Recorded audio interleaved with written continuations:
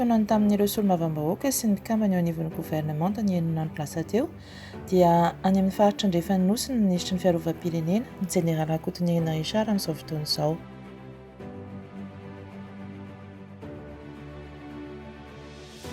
Nandritra ny fionana iny no nanaovan'ireo solombavambahoaka tatitra amin'ny tsy fandriam-pahalemana misy any amin'ny faritra Menabe.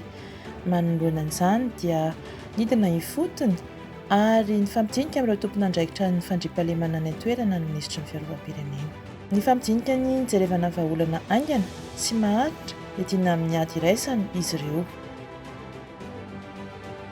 Tonga eto Morondava zay araky ny efa nolazainay tamin'ny reo solombavambahoaka zay naniry ny fidinana ifotony zany ny fizerena ny fanatsarana ny fandriam-pahalemana amin'ity faritra ity satria fantatra tokoa fa somary niakatra kely ny tany tsy fandriam-pahalemana. Miara-miasa ary mifanampy hatrany amin'ny mpiantsehatra rehetra toy ny eo amin'ny nivon'ny gendarmerie pirenena, ny polisy pirenena, ny eo anivon'ny fitsarana, ministeran'ny ady tany ary ny tafika malagasy mba hahasoana vokatra tsara ho fanampiana ireo mpiray tanindrazana.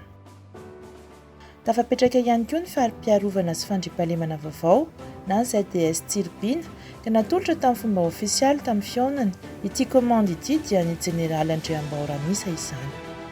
Ary naseho ampabe-maso ny lehibe ny etamajoro vaovao ny Général Saifelo Monja Delphin izay nitendrena taloha ny 20 Jona lasa teo. Tamin'izany ihany koa no namelabelara ny fanitsin-drafitra eto anivon'ny tafika malagasy.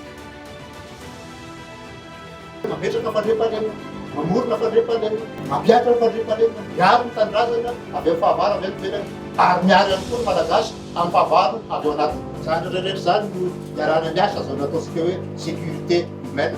Rehefa salama tsara ny olona, mahafantatra ny olona fa voakarakara ny fitondram-panjakana, voakarakara ny tompon'andraikitra, tonga amin'izany atao hoe sécurité humaine zany dia mba miena misy fandriam-pahalemana amin'ny faritra rehetra ny Madagasikara.